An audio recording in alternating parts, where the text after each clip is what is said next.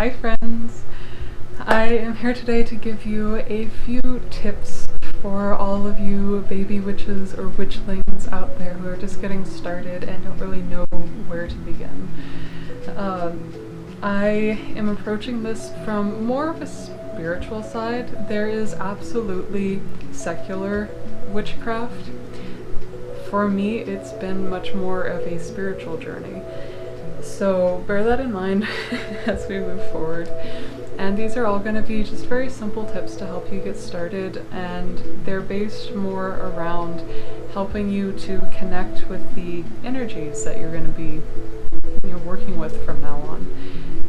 It's not so much about casting spells, and unfortunately there are a lot of people who just want to hex someone and don't care about the rest of the craft. So this is not for you. And if you manage to find someone who will teach you just how to hex someone and that's it, be very careful. So one of the things that I want to mention first is that there's a difference between witchcraft, Wicca, and paganism. You'll probably hear this time and again, especially in the beginning, but witchcraft, not all witches are Wiccans, and not all Wiccans are necessarily witches. Wicca is very specifically a religion, and Wiccans, sometimes they don't always focus on practicing spell work. So they might not necessarily identify as witches. And then paganism is a much broader category of religions. There are a lot of different pagan religions. Personally, I have an extremely eclectic path. I love to try different things, and that brings me to my first tip. I know that it can feel really good to be a part of something and be able to say, I am a blank, I am a Wiccan, or whatever you follow, but don't feel the need to confine yourself to one standard path. Feel free to experiment and feel free to be eclectic and bring in different practices as long as you're being respectful and not culturally appropriating. Like I said, I have an extremely eclectic path. I'm heavily influenced by Eastern philosophy. I'm a yoga teacher. So my path is not a garden variety, necessarily pagan path. It's hard to really sum up. And there's nothing wrong with that. I know it can feel really uncomfortable to not be defined and to not be able to really give people a one-word answer as to what your beliefs are. But honestly, like, why would you want to sum up your beliefs in one word? Our beliefs are complex, our world is complex and incredibly beautiful. Like, why would you not want to take the time to explain more about your beliefs?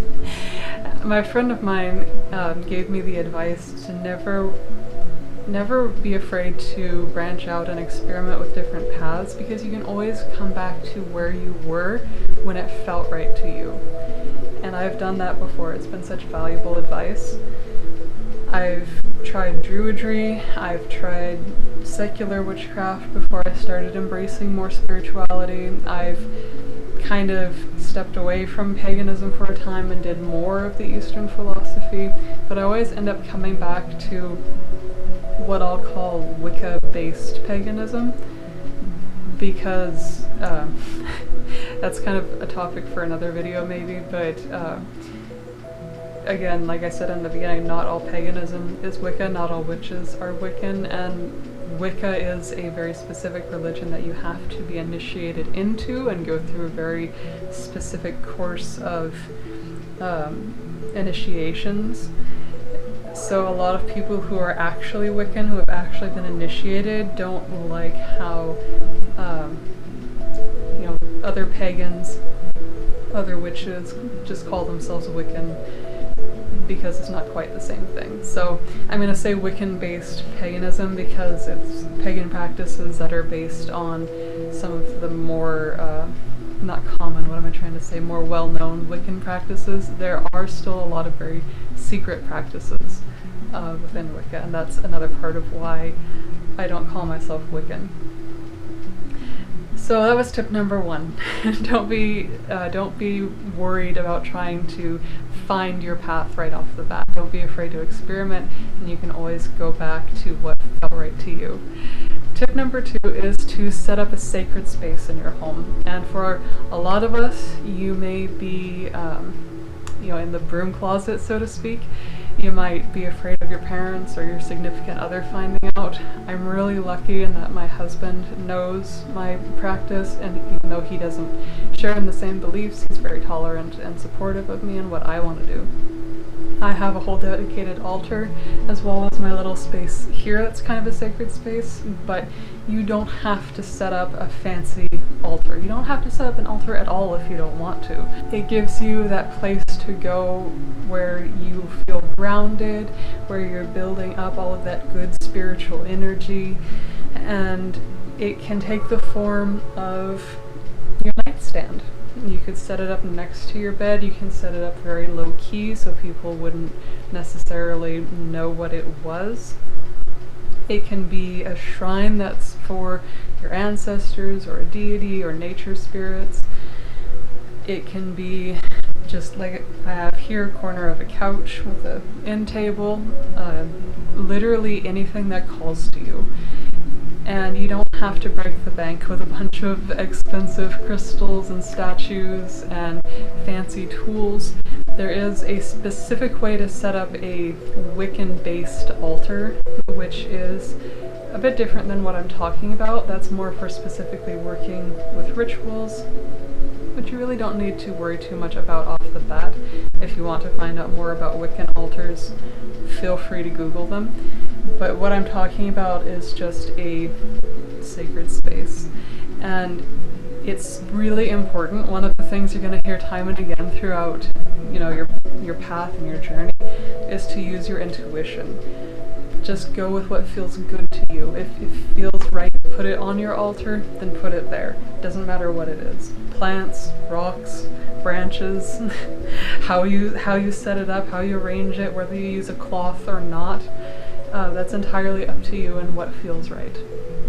My next tip is, if you are approaching this from a more spiritual aspect, everyone is different and everyone worships in different ways, but a lot of paganism tends to center around the earth and being reverential towards the earth.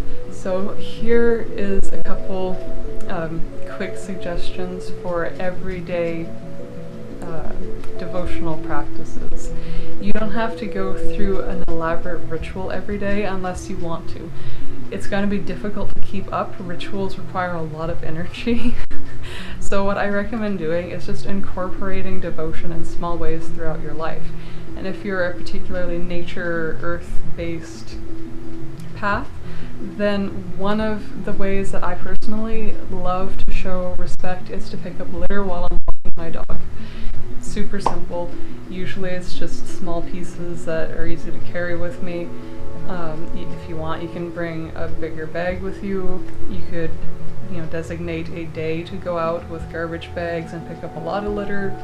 Also recycling, learning more about recycling, learning how to do it correctly, learning more about what can be recycled so that you can recycle more and are wasting less is another beautiful way to do it. And also, if it's available to you, composting, which you actually can compost in an apartment in a bucket. It's challenging. Ask me how I know.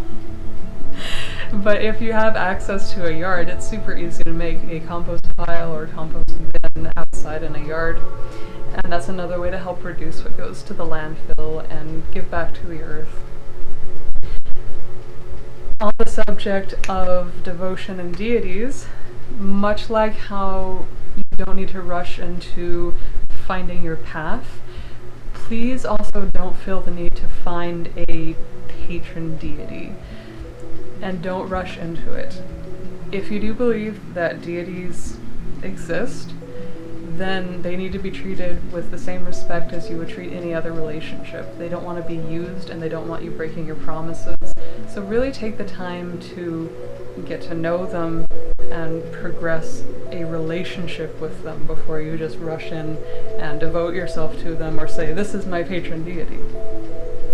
There's no need to rush that. And also, there's more than just deities to work with. There's also your ancestors, who can be very powerful, very loving, wonderful influences to go to, and you don't even have to necessarily know who your ancestors are. What I'm saying is, like, you don't have to specifically set up an altar to your great-grandma if you didn't know her.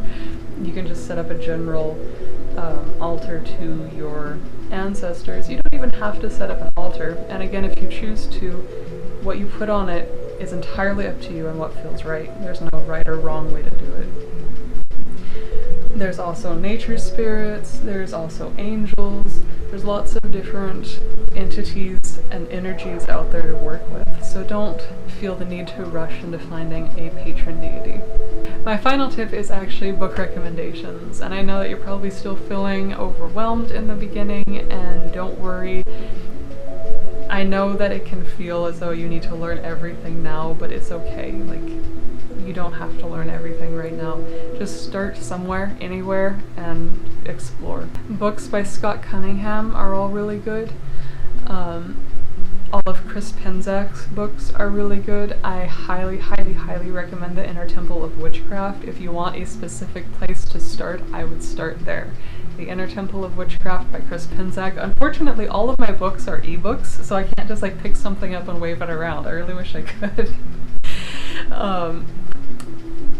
The Inner Temple of Witchcraft, you know, it might be kind of boring to some people because it is so much about like what I'm talking about like learning to center yourself and learning to focus and learning to work with energy. It's not necessarily as exciting as learning a bunch of different spells or something, but it's the foundation that's going to make your spells work. So it's so important, and it's so useful, and it's a good book.